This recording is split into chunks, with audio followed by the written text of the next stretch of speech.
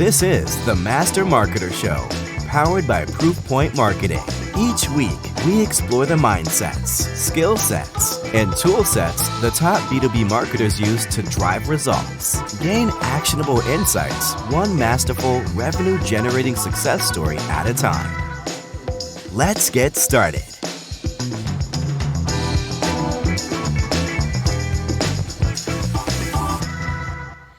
All right, everybody, welcome back to another episode of the Master Marketer Show. Today is going to be fun. We've got Eddie Saunders Jr. with us. He heads up demand gen for Flex Machine Tools, and we are going to talk about some really fun stuff today. We're going to talk about influencers and video content and really just how to shake things up in, we'll maybe say, fairly stale traditional industries. For the most part, not you guys though. So let's kick it off. A lot of you probably have seen Eddie and his content out there. Eddie, I think where I'd love to start is why the influencer route?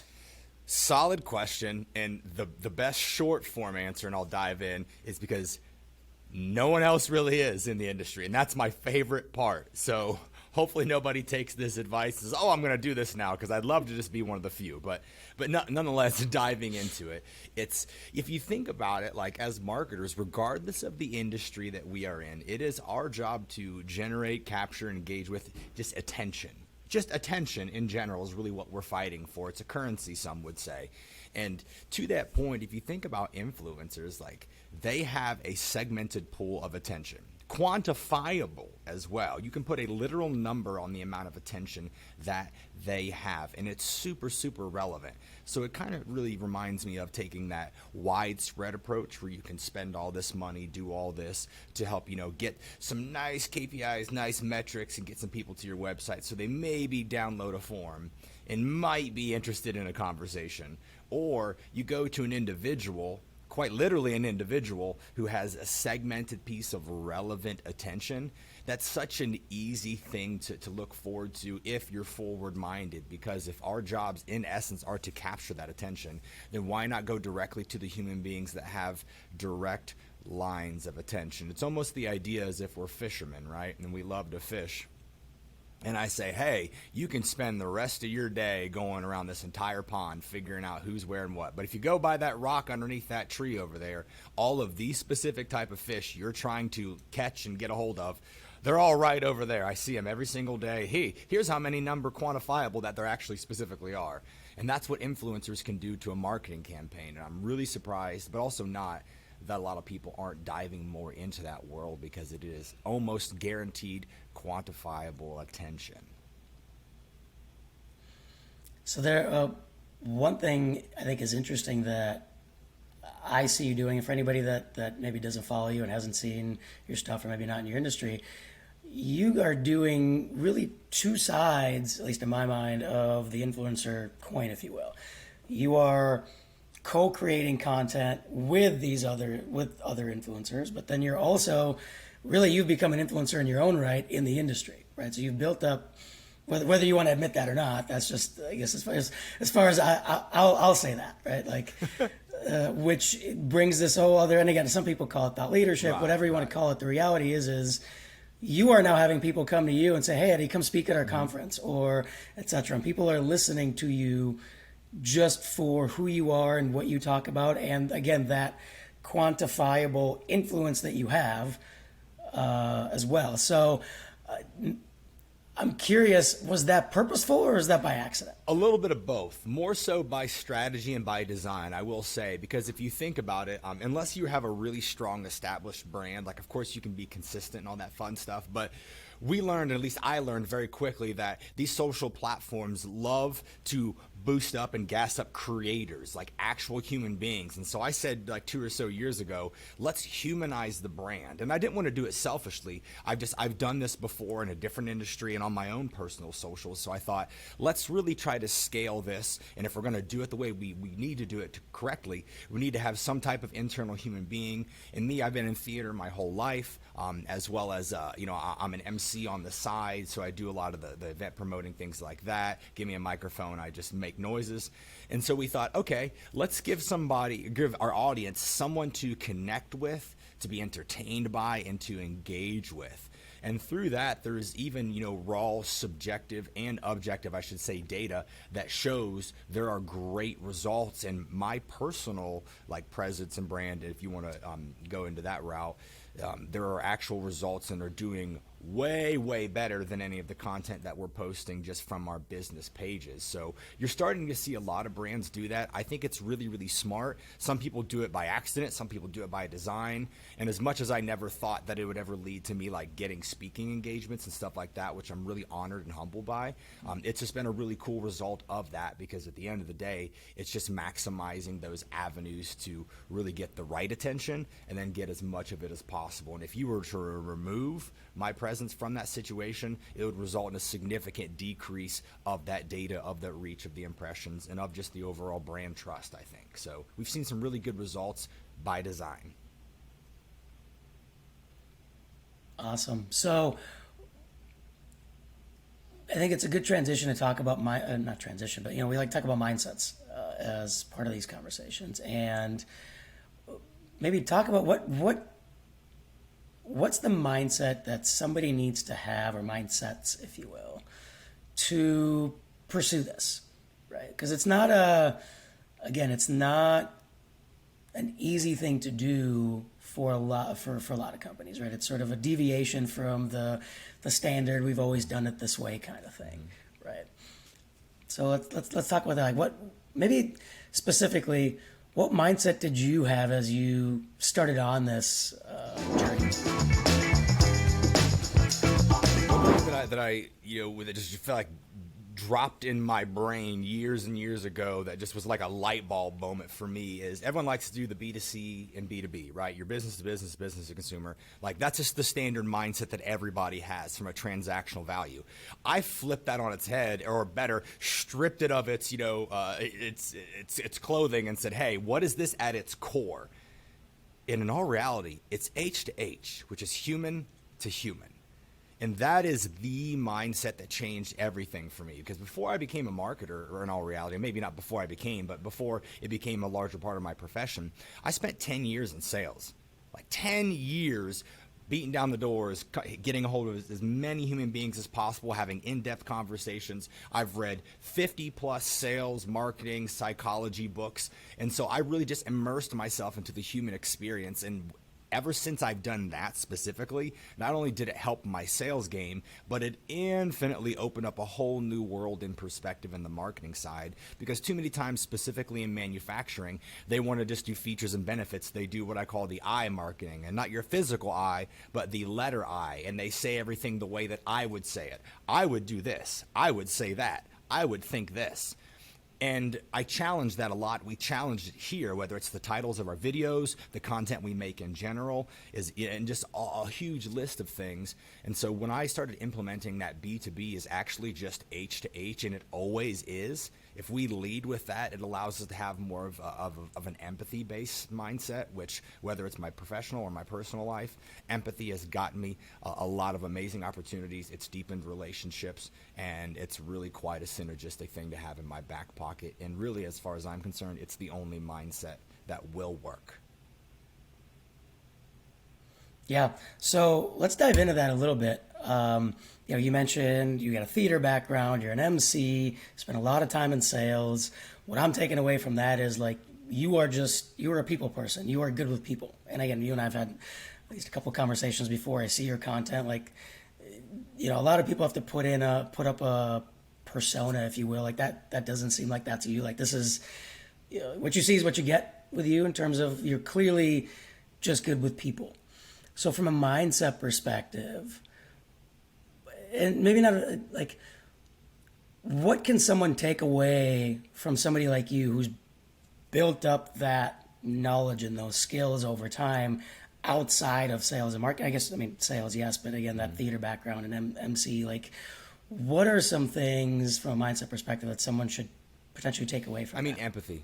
In all reality, and I don't mean to sound cliche, but I will die on that hill when it comes down to it, whether it's personal or professional. Empathy is it's a fantastic mindset, and it doesn't mean you have to bend and curve to everybody's needs, but for me it's been really simple, just paying attention and being aware of how other individuals feel, from a transaction standpoint, with us buying emotionally, making decisions emotionally, or if I'm just looking to get what I want or help somebody else get what they want. If I'm truly in that empathy mindset, it puts me in just a far greater position than someone who's just trying to be strictly transactional, which, as you know, is the vast majority of the market. I understand dollars and cents, but all those years in sales, and with honestly a lot of those, the selling was in the marketing and advertising world, so I got to kind of kill two birds with one stone and kind of double down on my experience. But that's really the biggest thing to be able to take away from it. And people mix up sympathy and empathy a lot. Sympathy is like understanding, like recognizing somebody's feelings, like, okay, they're sad, that is sad, yada yada. But empathy, to my mind, is inserting yourself into the feelings of another individual, saying, man, I feel that pain. So whether it's been my personal life with my friends and family, or in my professional life when I've taken a consultative approach in any type of solution-oriented conversation that I've had, it puts me in a great position to be able to honestly get what it is that I want, but also in tandem, if I'm truly the empath that I say that I am, helping the other party get what it is that they want. And there are a few people in this world that if you help them get what they want, they will not return in kind. Very few. They exist, but very few. They definitely exist, but I agree with you. Definitely very few. I'm curious. I'd love to hear you talk about, like, maybe in a couple examples, how does this manifest itself in the work that you do in terms of content creation, things like that? Like, how does empathy come through? As a marketer, if you're not leading things with empathy, I feel like there's a lot of selfishness that kind of comes into that, because you're only trying to get what it is that you want. That's really the biggest thing that continues to stand out to me. So like that's really been the big strategy for us. And we had to really take a step back and relearn how we engage with customers, man. Like we really had to, we were doing all the things a couple of years ago that we specifically, like everybody else does. And we had to kind of really challenge ourselves and flip that idea on its head and think, man, this is the way they've always done it. This is the industry we're in. But we had to reverse engineer what it is that we're trying to accomplish in all reality. And it wasn't easy. It didn't happen overnight. But it's been a real big initiative for us. And I hope I'm answering the question for what it's worth. I'm not trying to go off too much. It's just something I'm really excited and passionate about, because when I look back and have these conversations, it just reminds me of where we were and just the work that we've done. But I just continue to focus on the work that we need to do, because we're just always doing the latest and greatest within the industry, and that we yield great results from that. So maybe tactically, like, what would you say has been the biggest change in terms of from that, you know, here's how we've always done it to, and how everybody else is doing it to, here's where we are now, and where that empathy comes in? Man, the biggest change where it shifted for us is when we started experimenting, when we finally grew some guts. Because it's scary to do what other people aren't doing. It's scary to try the latest and greatest. It's not for everybody, you know what I'm saying? Like, even when Christopher Columbus sailed the ocean blue, you know, not everybody was just jumping at the bit to try and, you know, find these new lands per se. And so a lot of that happens in manufacturing, because they've just been doing it the same way. The old handshake agreement, old boy network, all that fun stuff. And so the real tipping point is when I put on my big boy pants, you know, pulled up my Pampers and said, all right, man, we're going to do some weird stuff. We're going to try it. Not everything is going to work, but, you know, worst case scenario, the worst things that we do, they're still going to generate attention. And though everything may not be everybody's cup of tea, we're going to stop trying to please everybody. We're going to find our tribe. We're going to find our audience. We're going to zone in, constantly be experimenting, but also very much having our hand on the pulse so that the data and the results will tell us what we want. And if we're going to be truly empathetic marketers, we're going to listen to those who we're trying to talk to, understand where they are, what it is that they really, really want. And then if we're really good, we'll try to figure out how they make decisions. One of the things I love about what you just said is that worst case scenario piece, right? The worst thing that happens is we're going to generate attention. Right, and I think that's so important because if you're pitching this to the executive team, really what you're doing is, hey, we're going to invest in trying some new stuff. We're going to invest in some new ideas and some new marketing. and there's going to be inherent risks. But my risk analysis really says, hey, the worst thing that happens is we're going to generate some attention, right? That's the worst thing that can possibly happen. So that's kind of a low risk, high reward type situation to a certain extent. So maybe with that, how did you pitch this to your bosses, the executive team, whoever you needed to pitch this to, right? Because again, that sounds like it was a pretty major diversion from where you were before, where the company was before. They had tried some things before, and they had made some, some quirky stuff here and there. But with me and my theater background, that really was a big thing. And when it came down to it, I had a lot of experience, and my degree is actually in marketing as well. My enthusiasm carried me from 18 until pretty much, my late 20s through a sales career, if you will. But it wasn't a really hard sell. It was one of those things where I do research before I make any decision, and I'm constantly watching. Like before we even started our podcast, I was watching podcasters across the industry and across multiple industries for a minimum of 6 months. And I'm not talking about, I started dabbling. Like I was looking at what everyone was doing. I looked at their websites, who they were bringing on, how long their episodes were they live, were they not, what graphics did they use, what did they do after that? Like, dude, the list goes on. So here in this building, people know that if I'm going to bring something up, or anybody, in life in general, I'm going to bring some research, and it's not going to come out of my mouth unless it's really exciting, or I've done my homework, or a combination of both. And so that was the big thing here. And for example, like when we started the Flex and Friends podcast, I said, hey, can I please have a laptop and a microphone, and I will do the rest. And from there, we've been doing it for over a year and a half now, got 50 plus episodes, and we've been able to connect with some awesome people, really generate a significant amount of awareness. And we've been able to leverage that in a lot of other ways in tandem with, the paid ads that we're doing, which is very minimal because a lot of it we do is organic. But the sell really wasn't as difficult as some people would think that it is, and a lot of other companies. And I will say we have a little bit of an advantage because Flex, our average age is like 35, 36 years old, which doesn't say everything, but it definitely says we have a more open-minded, modern mindset that allows us to take some of those risks and to not be as afraid, because we need to make that noise knowing our competitors are quintuple plus the size of who we are. And we can't afford to beat them in ad spend, but we can definitely steal attention. Yeah, one of the words I'm also latching onto from what you just said is leverage. I like to think of marketing in investment terms, and some of the best investors out there use leverage as a major part of how they're so successful, right? So, talk about that a little bit. How do you see and use leverage in what you're doing? 100%. So I'm going to go to the Buddy branding system. So it's just a fun little system that if somebody else came up with it at some point, it's really just a fun word for collaborations, but it's the idea where it's synergistic collaborations where there's mutual benefit when it comes to both sides. But the beauty of it all is we've leveraged our specific brand to look at other complementary or, again, synergistic brands that are much larger than we are to do cool pieces of content. And even though they think that we're just the big fish in the pond, we're a 50 or less person company in the cornfields of Ohio. That's just the way that it is.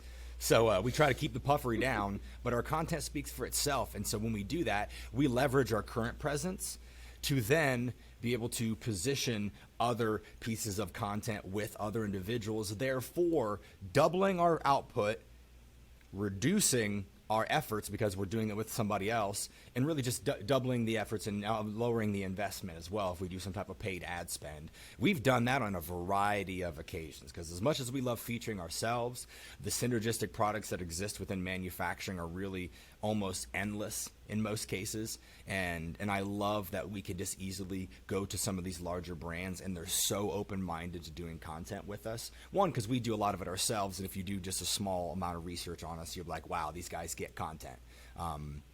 We're getting better every single day, but we want to talk about a real leverage point.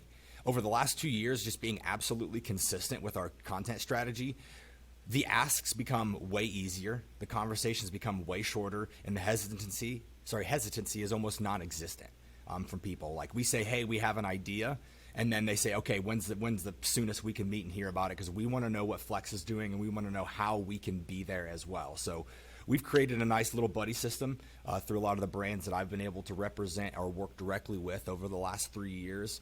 And we're seeing the fruits of that labor to this day. And we've even got new content coming out here soon that's going to feature even bigger and better partners that we are really excited to announce here. Can you walk through maybe an example of that?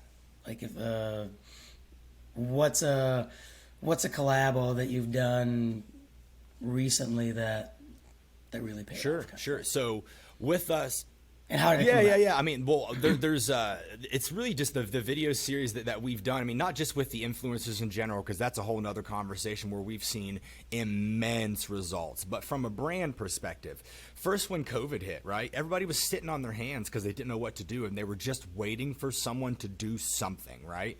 And Flex, we're never really known for sitting on our hands at all. We said, hey, we're going to start doing live videos. And I said, okay, well, we're going to do live videos. I'll take my theater background and I'll write a show. I'm going to legit write a show. We're going to contact some cutting tool brands because we manufacture large bed CNC machines. What do they need? You need cutting tools to cut the metal on the machine, right? And so we went to some of the largest cutting tool brands in the world and said, hey, we're writing a live show. Everybody's sitting there with their hands in their pockets trying to figure out what to watch. We've created that thing that they want to watch, and we want to use your tools on our machine. We're going to do a live demo. We're going to have one of your experts. We're going to bring them in so they can answer questions real time. People were commenting. We pulled them up. We'd answer their question. We'd show HD footage of the cutter working in real time so that they can use that content. And that's a true collaboration when both individuals can take something from it. And we would get, no joke, upwards of 100 people watching those events live. So we talk about a hot iron and we were striking. Ooh, yeah, we swung the hammer on that one. And we still do video collaborations of that nature 2 years later. And it's just, we have that content for YouTube. We can take fractal pieces of that content that we use to this day. I mean, there are a few people in this industry that recycle content and create content the way Flex does, and we're dang proud of it. I mean, you guys definitely do some awesome stuff. Can you talk about maybe the thought process that went into that? You know, you mentioned, hey, we're not known for sitting on our hands, et cetera, et cetera. Like, I think one of the things that people can maybe take away is what is the thought process that went into, all right, here's what we're going to do differently instead of, conferences. Yeah, I mean, like I said, I'll go back to my theater background. I'm a theater nerd and a big performer, and I'm a marketer, obviously, by profession and all that fun stuff. So the thought process behind it was just we want to be able to hit our 3 big E's. What is that? To engage, entertain, and educate, right? And so I figured we're always trying to create content that does just that. Because if we can even hit 2 of the 3, that's okay. All 3, you got it. But we go back to mindset, and a big thing that I've always hit upon, even when I was like selling and consulting for marketing and advertising for small to medium-sized businesses, my phrase would be like, what have you done today to let the world know that you exist? And it just, again, another light bulb moment smacked me in the dome, and I'm thinking, and I think that every single day. I wake up every day and think, what can I do to let the world know that I exist? Selfishly, selflessly, whatever it can be. That's been a huge mindset shift for me, and that's where a lot of the thought process comes from. And when you have that as the core of what you're trying to do, you'll think less about, oh my gosh, we got to make everything perfect, we got to do everything right, you got to make sure it's the right font, pixelation, this and that, we got to post at the right time and all that. Like, you'll think that all day, and that makes you a marketer, and it means you care. But at the end of the day, if you have just the coal and the irons that are going into your fire be filled with what have I done today to let the world know that I exist, and you have a little bit of creativity, there are so many tools nowadays available to you at your disposal that can be a great leader in your thought process. And if you have that in your back pocket, it's a dang good motivator.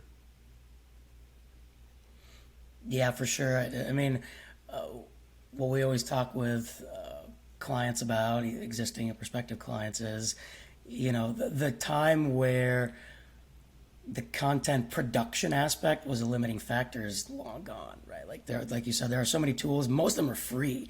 Like, you want to start a podcast? Great. Like, you've got Anchor and you've got free versions of all sorts of editing tools and whatever. You can, heck, you don't even, do you need a microphone?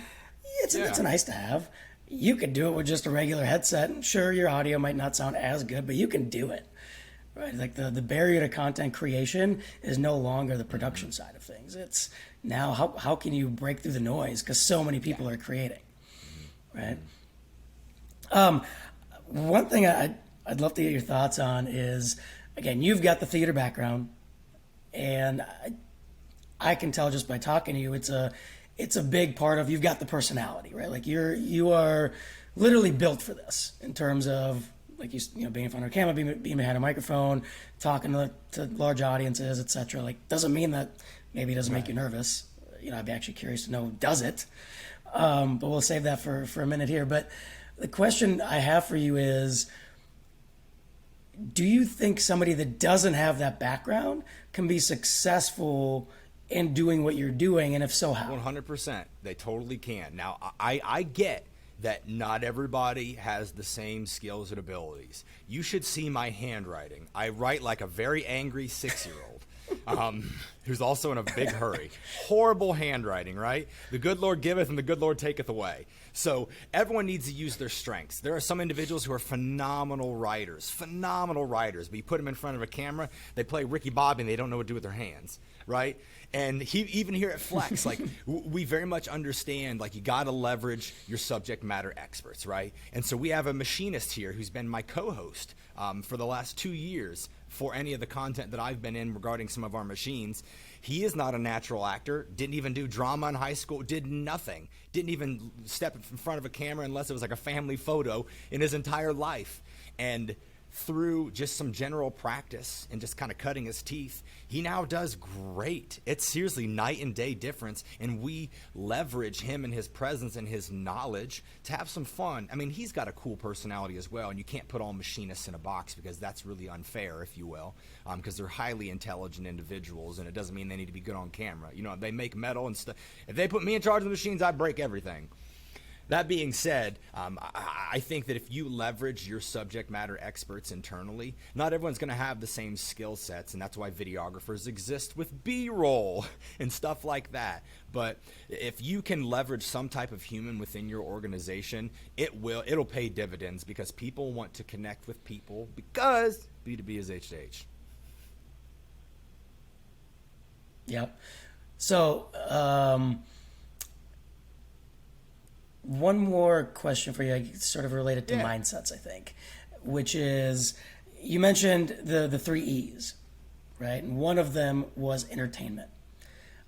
I personally believe that the way that the market in marketing in general, not just in your industry, thinks about entertainment is fairly myopic. And I'm curious on, before I give my opinion on it, I'm curious about yours. What does entertaining content mean to you as far as how you think about it? This is strictly my opinion, but in all reality, I love making individuals laugh. Because when you laugh, your body releases specific chemicals that feel good. Period.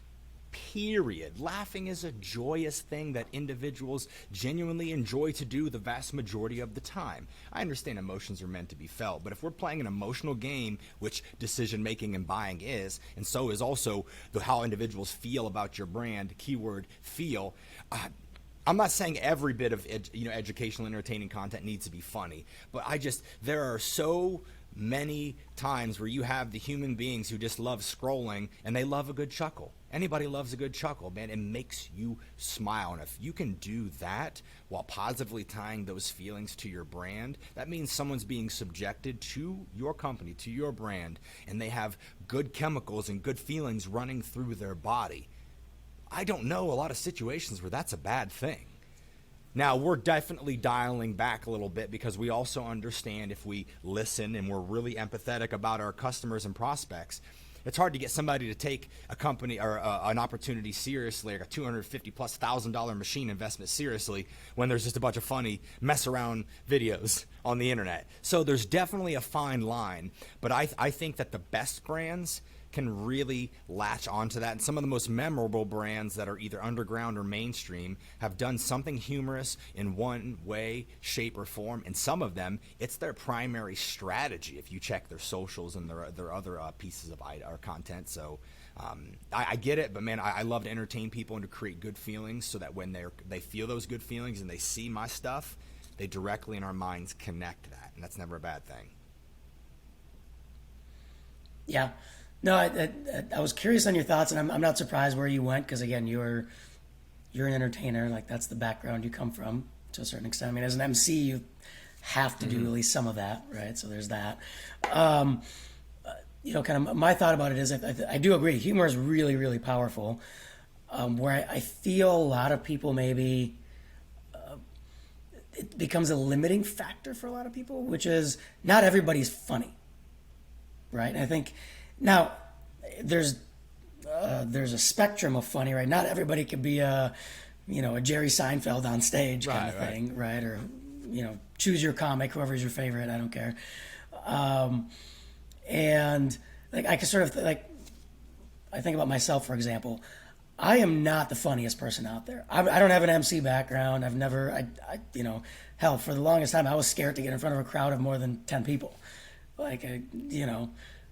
And funny is not really my MO, right? And the other example I'll give, there's a lot of people that are just like memes. Like, they can come up with a meme on the spot and it's freaking hilarious. Me, it takes me it's gotta be the perfect one that I can sort of relate to, and it's still mediocre maybe, right? It takes me, 30 minutes to come up with something, whatever. That's just not me, right? So I think a lot of people fall into I can't be funny, or our brand can't be funny, so I guess we're not going to do entertainment or edutainment. And that's where I feel I'm curious on your thoughts on this. I feel like that's a limiting factor where, in my mind, entertainment can be, where I agree with you, is anything that creates these endorphins, for lack of a better word, these good feelings and positive feelings. That can be in a lot of different ways, right? So as an example, I just saw, totally random, as a consulting group that I follow, that they were doing a 30-year anniversary celebration or whatnot. And, they brought in speakers and engaged the community. There was nothing funny about it whatsoever, but the good feels were there, right? And I'm like, oh, that's cool. That's entertaining content. It connects to your brand, but you're not trying to be funny, because that just probably isn't your MO, and that's okay. So anyway, I'm curious on your thoughts on that. Just like sugars and sweets, in moderation. That's really, or use them sparingly in some cases, and it just depends. You mentioned memes, and it's just one thing. I think we're at a really weird point to where I can't remember when the first meme was created, but if I had to guess, it may have been in the last 10-15 years. Horrible guess, please don't fact check me on that. But the idea is that we have the generation that's above mine that didn't come up with memes being funny. Not a lot. I mean, not that I'm not putting everyone in a box per se, but there's no pop culture connection to that. You know what I'm saying? You put some nostalgic 80s, 90s references, yada, yada, things like that. Then that's cool. You can do that. You'll see that with some celebrity endorsements in their way, shape, and form. And not everybody has to be funny. You don't necessarily need you don't want your attorney's office to be funny. You know what I'm saying? Even though some of them have some outlandish billboard ads, that's a whole nother conversation. It's just another tool in the pocket. And the thing is, if you don't have any original creative talent internally to create those funny things, look at what makes you laugh. Look at what do you absorb? That's the biggest thing. What do you, as a decision maker, what content are you absorbing? What are you subscribing to? And there's nothing wrong with sharing somebody else's stuff. It's free to do. Just because and plus, if you want to make a meme, there are hundreds of meme generator sites, and I'm not trying to zone in on that. That's just the one specific example, because there's not only a lapse in understanding of that specific tool, but there's also a lapse in creativity, because what was creative in the previous workforce, now with the millennials kind of getting in there and making their decisions, and we're taking over for what that's worth, in a sense, for lack of a better phrase, we're familiar with other items, and of course, my kids, I got 4 kids. My oldest is 11, and I can only imagine how they're going to be marketed to. And I try to pay attention to what they do because I try to see what's going to be funny to you. Because I know in the next 10 years, I'm going to be marketing to you, sweetheart. Like it's just it's things we got to be careful of, but also being very aware that people do want entertained. They just do. They want to smile. It doesn't have to be your sole marketing effort. Some people it is, but if you leave it out, it either has to be a very specific situation or you just simply don't know how. Yep, for sure. So, this is a really good transition into, we talked a lot about mindset. What about skill set? Again, we talked about a number of things, maybe tangentially, especially with your background and things. What skill sets does somebody need to be successful in this, in terms of, again, that influencer side and the content creation? You got to understand the human decision-making process, or AKA you have to display empathy. I really don't want to beat that word up. It's one of my favorite words, and for many reasons, and I won't try to beat it up too much, but that's going to be the biggest thing, is being able to pull that and understand human beings. So much of like what's worked for me is not only just hundreds and hundreds and hundreds of conversations, being told no, learning what works and what doesn't, but reading a lot of books and just trying to figure out why humans make decisions. Like being obsessed with that, honestly, it's crucial. I think if you really want to take it to the next level. Because creative ability is awesome. That'll take you places. But just genuinely knowing that specifically and being zoned in on how are human beings, specifically my target human being or my target buyer, how are they making decisions? What are they absorbing? What's everybody else doing? And you could even strip that down even further to just being curious, to being genuinely curious, having the biggest eyes and the biggest ears possible. And I didn't say the biggest mouth. So I'm not saying you always need to have that message. I'd rather have somebody who is observant and who can create very direct content than somebody who just makes a bunch of noise. And trust me, I've been both. And some people would argue that I'm one versus the other. That's irrelevant for a whole nother conversation. But back to the mindset, just being genuinely curious of individuals and what makes them tick has really changed the game for me, because as soon as I started focusing on others and not just my product, my features, my benefits, conversations changed. And above all, responses to those conversations changed. Do you have a specific framework that you either use or developed, either formally or informally, for understanding that human decision-making process? Lots of audiobooks. I will say lots of audiobooks, but at the end of the day, after 3 years now at Flex, I've got a really, really good idea of who our target buyer is, because I made it a point to connect with so many of them. And part of my job now is quite literally to connect with our customers and to just learn more about why they made the decision they did. And I'll even connect with people who choose to not do business with us so that I know why they chose not to. And it's not an obsession, I should say, but it's been something that I've very much focused on. And then it creates deeper relationships, deeper learning, and now even further, I'll create content with my best customers and create awesome fractal video pieces from that specifically that I can then show to other customers, because I already know that customer one who I was talking to has the same problem as the vast majority of my prospects. So now I get to give them a view down the lens, because I know that's really what they want in the first place. They want that crystal ball that shows them, okay, I'm not going to be the first, I'm not going to be the only, this is going to work for me. And so reverse engineering that, it really allowed me to change the game. So my framework is very much them focused. I already know about all me. It's not my job to know about all about me. It's my job to know all about them. And when I made it a priority and I held it to a specific magnitude and made it non-negotiable to gain a better understanding, then I gained precisely what I was seeking. And that was better understanding, better results, and as I said back beforehand, better conversations. So the framework is setting yourself up to understand by reverse engineering what it is that you're trying to do.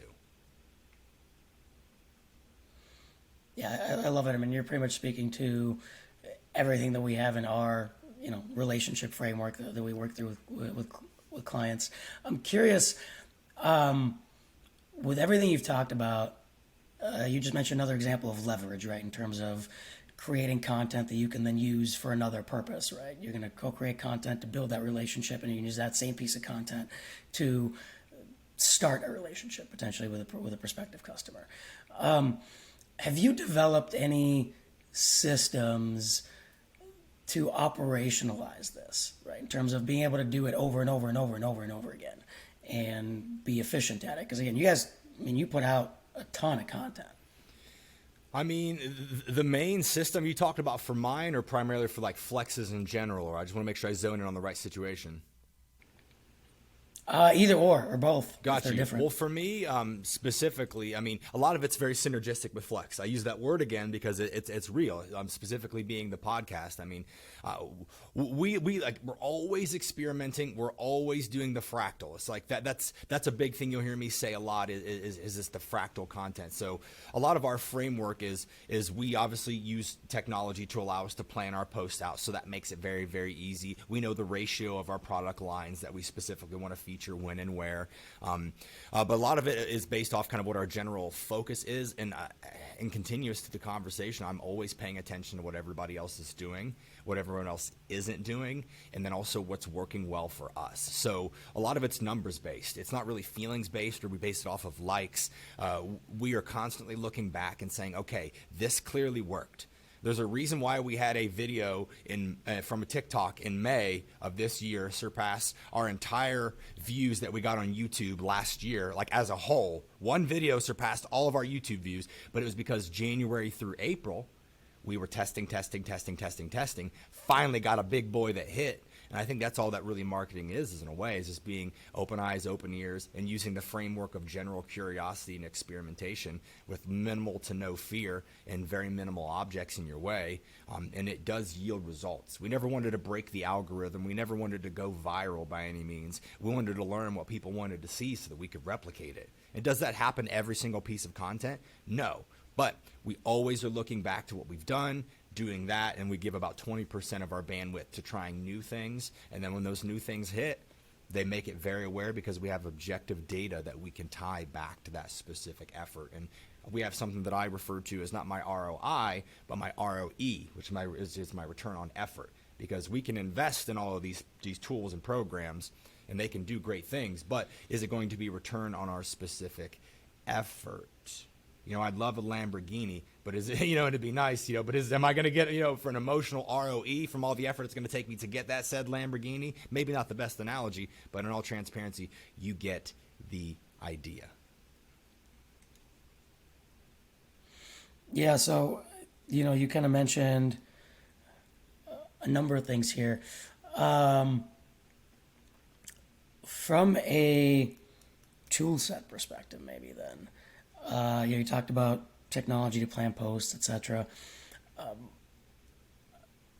Maybe talk through some of that. What are some of the tools that you actually use on a day-to-day basis to, activate against this framework or system that you've got put in place? Oh yeah, for sure. So there's definitely, as much as it seems like we're running and gunning, a lot of it is very analytical and like very strategic. And some of the tech stack that we use that we're constantly, revitalizing and amping up and changing and sharpening. This big one is we use Buffer for all of our specific social posting. But it's great because there are tons of sites that you can do posting and scheduling, but I wanted something specifically that gave me great data. So we have data on when our best times of the week is set days or whatever to post. We have that. We can directly respond, which engagement's a huge part of our strategy. And that's a big difference maker as well, as being able to engage with the humans that are wanting to engage with us and clearly do. We're able to see all of mainly the analytics. That's my favorite part of all the social stuff we do. The posts, they are what they are. That's cool and all. But I'm a data guy at the end of the day. And we actually currently, we're tracking all of our top 5 social channels. And each of those channels, we track the top 4 metrics of those, because not all social platforms are made the same. And if they were, there'd only be one. And so with that, we get great data for each of them specifically. And that's been awesome because we were able to track the effectiveness of that, and at this point, we're about to cross over 4 million impressions across like our 5 major platforms, which is nuts because that's 95% organic. So little things like that can help you tie back to your ROE. Is it worth the effort? And then additionally to that, email campaigns a big thing for us. Like we obviously want to stay in touch via email, and we don't just want any email platform. So we've used MailChimp in the past, switched over recently to Constant Contact, just for its great user-friendly usability, if you will. And then its integration with our CRM. CRM is going to be huge as well for anybody who is talking to anybody within a business perspective. Having a CRM is going to be huge. So not this big illustrious grand tech stack that you may think, but in all reality, we've got our CRM for all of our management and our data. We got our outreach platform with our email through Constant Contact, and then having our social platform that gives us all our analytics, our post planning, and then all some of those nice bells and whistles in between. That's primarily what it is that we're using on a daily basis, outside of just doing a lot of things natively in addition to that. Oh, and I can't forget Canva. I use the crap out of Canva. I was going to ask, are you guys doing all the creative production work in-house, or are you outsourcing any of that? In-house, homie, and proud of it. Is that all you, or do you have a team? Oh God, no, it's not me. Whew. So no joke. Another great thing about the Flex team is we actually have 2 videographers at any given time, and they are in-house. Awesome. So one has more of a design focus, and we have a videographer who also runs our social. So that's another key kind of situation there, without giving away our playbook by any means. Having a videographer at heart do your content. You want to talk about unlimited video snippets and all what you could use. That's the smart way to do it. Like, a lot of people are bootstrapping and using Canva, which is great because I use it for my own personal stuff. But in all reality, having a videographer as your social and as like your brand person, that's 2 birds, 1 stone, homie. And do you think, I'm curious, like, 'cause I mean, there's a lot of videographers out there, and I would venture to say all of them have the technical skill set. That brand and social skill set that's a different animal to a certain extent. So the fact that you've got somebody that can do both is, again, I wouldn't call it a unicorn per se, but it's that, I forget who coined the concept or whatever, but it's sort of like those, uniquely complementary yet different skill sets that somebody puts together and makes themselves invaluable, right? Mm-hmm. Mm-hmm. Yeah, so exactly. Was it hard to find somebody like that? Well, to continue my trend of transparency, it wasn't always that way. It was honestly another type of outside-of-the-box situation. Because we have, as a team, as we grew, there was always at least one person that was doing the manual posting, but we all kind of collectively collaborated on that specifically. And as we've done some internal shifts, it just made sense. It really did. We've got somebody who's doing like the vision casting, which is primarily myself, paying attention to what everybody else is doing, trends, patterns, yada, yada, analytics on my end. And then the creative side was just our videographer, who started as our primary video person, but then realized that if him and I worked together, we could do that. So it was one of those where we had training wheels on him at first. Because he's very, very capable video guy, like fantastic video dude. His title is quite literally video genius, quite literally. And so he's the reason why we had all the video assets, and the ones that you see, he's the reason we have that. So we just took that already solidified skill and took a rather easy job, and in some cases, and that's just the social posting, and we work together on it. So even though there's one person posting, there's always at least 2 or 3 minds behind it, so that we can keep that collaborative mindset, but also not reduce the singular vision of the content. So he is very much becoming a unicorn within himself. We're getting better every single day, but I can recommend anybody, if you have somebody who is even somewhat competent in socials but great in video or design, that's the person that you have running your socials, period. And one other thing I'd love to hear from you is, you mentioned the data piece.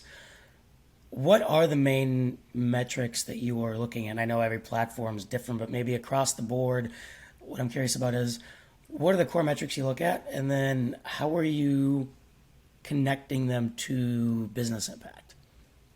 Yeah, so big one being impressions. Impressions, reach, and video views. Those are kind of the bigger ones on like the demand gen side. And since like we do have some lead attribution, when you go click through our site before you submit for an RFQ, you have to show where you were, where you came in from. You have to select where that may be.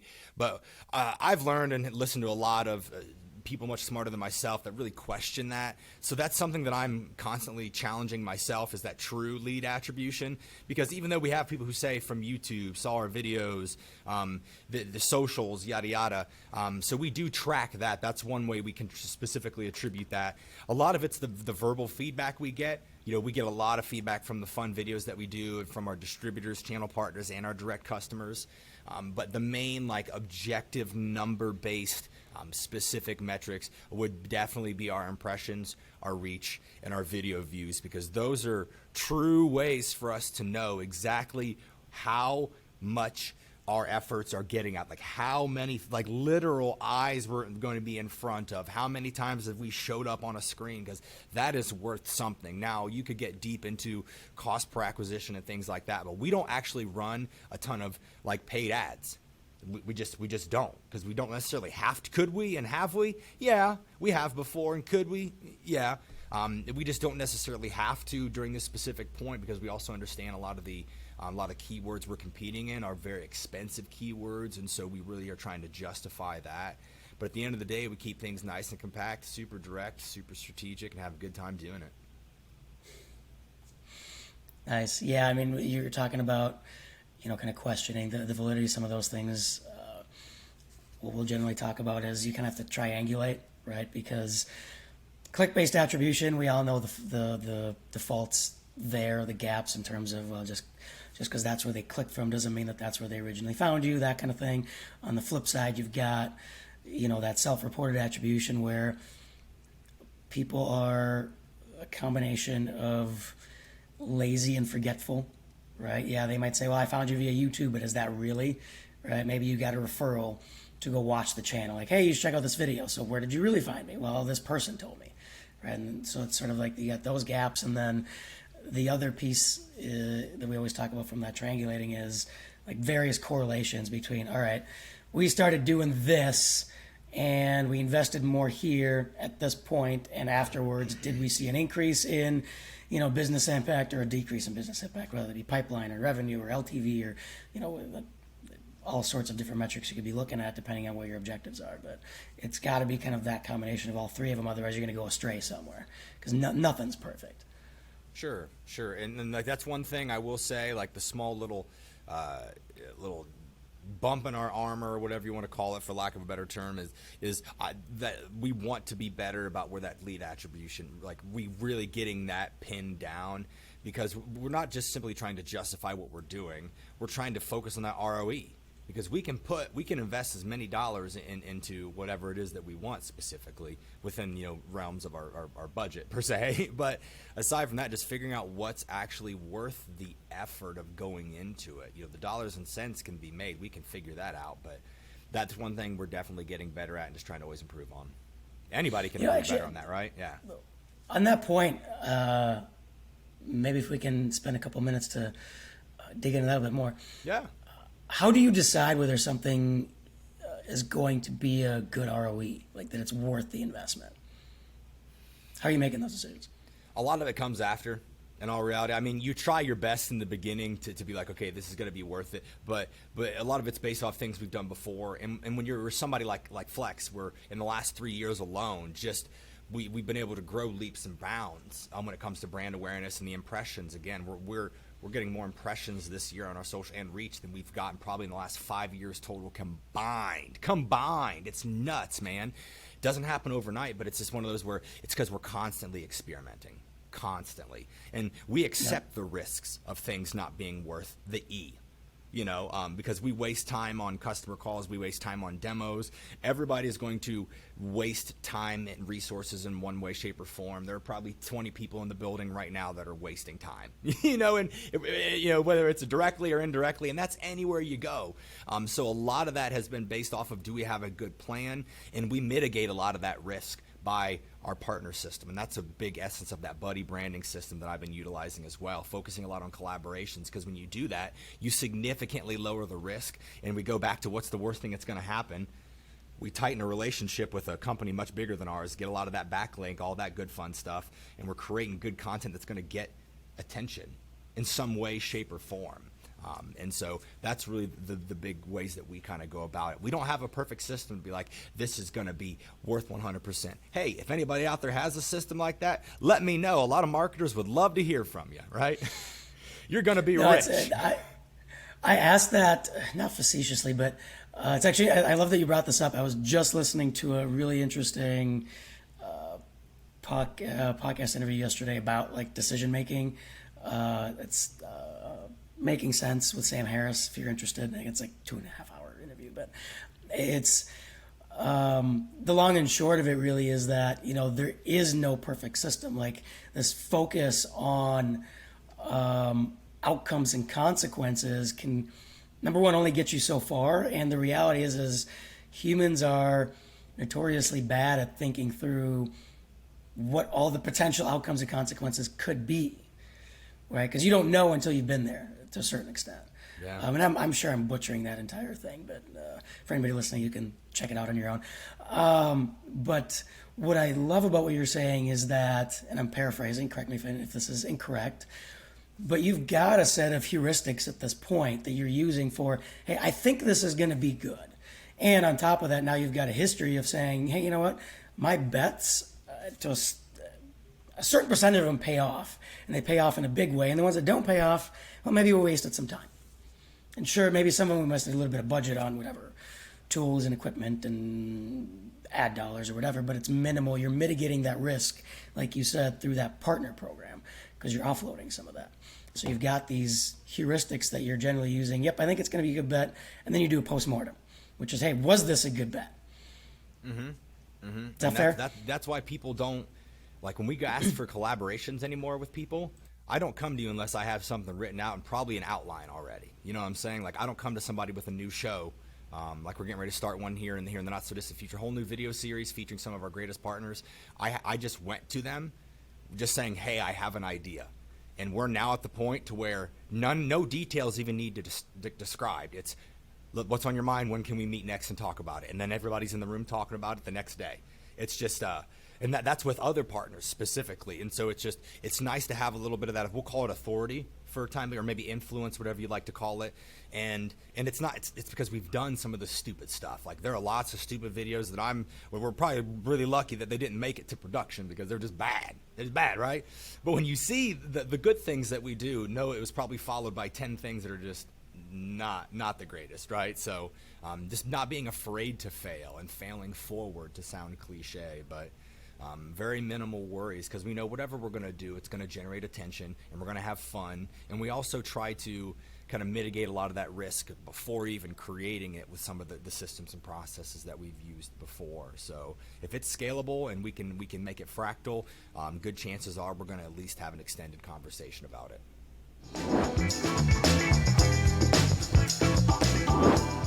Yeah, for sure. So to put a pretty little bow on it, I think we've talked about results pretty consistently throughout, but maybe summarize, okay, you've been doing all this stuff. You've focused on influencers and fractal content creation over the years here. What's that done? Give us a couple of numbers, if you will. Oh, for sure. So working with influencers specifically, one specific influencer, instead of spending what would probably cost us maybe a 6-figure ad budget, let's just say the $50K or less per se, and those upwards, we've been able to amass 1.64 million video content views through this individual's channel of our product being used by a trusted individual. Huge. We could not do that by ourselves without spending, again, upwards of thousands and tens of thousands of dollars to be able to get that specifically. Like, it's really unreal. And leveraging influencers, huge, and that's just one example of it.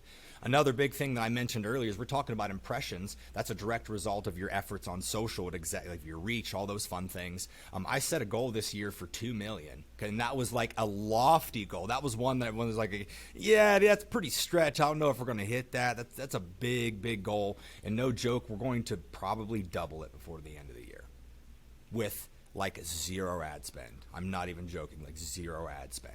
And that's not even including my own impressions. Like my own personal impressions through the LinkedIn, that's not even including that, because that would more than double it already. And so with that type of framework, And those are just, again, only 2 examples of just raw numbers that we've been able to see from that. I mean, last month we got 1 million impressions in Facebook alone. On Facebook, what? We don't even care about Facebook. 1 million plus impressions. You got my attention.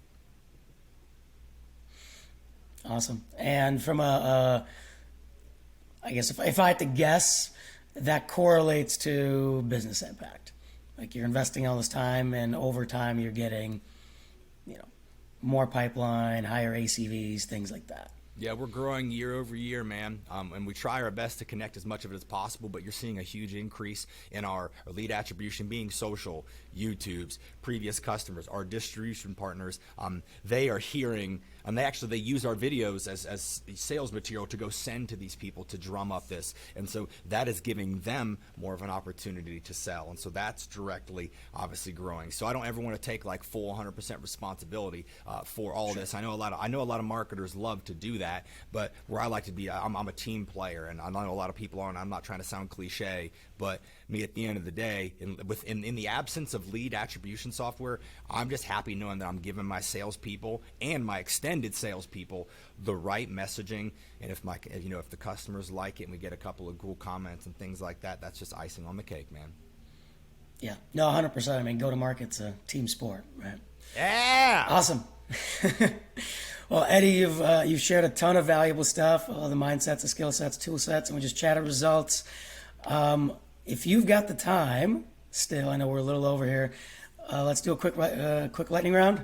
Let's do it. All right. So, hold on, I had these up a second ago. All right. What is the main KPI you use to evaluate marketing success? Impressions. All right. What is something you're looking forward to testing out, something new you're looking forward to testing out this year? You mentioned you got some exciting stuff coming up. I don't know how much of it you can. Yeah, new video series, a new video series titled Flex Around and Find Out. Excited about that. Nice. I love the title. What would you say is a marketing quote-unquote best practice that needs to go by the wayside? Oh, I'm going to get in trouble for this. Big trade shows. Well, it's a lightning round. Never mind. I'll ask you follow-up questions later. What is your least favorite business word or phrase?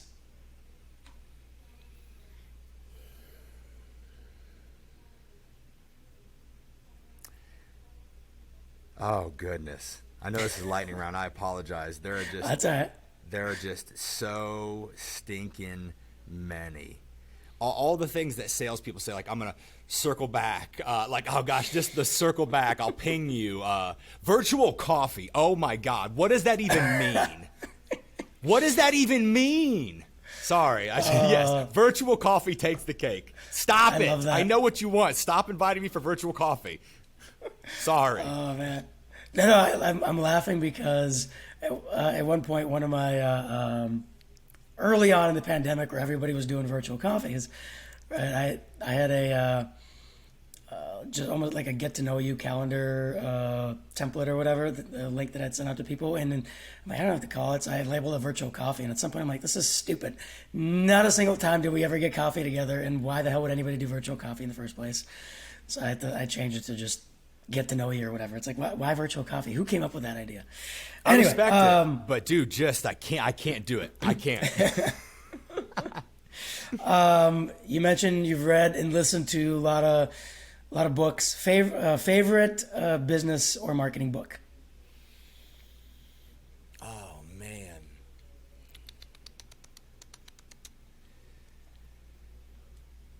It might be Start With Why. Start With Why. Yeah. There's like seriously 3, but I'll say probably Start With Why is a really good one. All right. Cool. Favorite song, music genre, or playlist to listen to while working?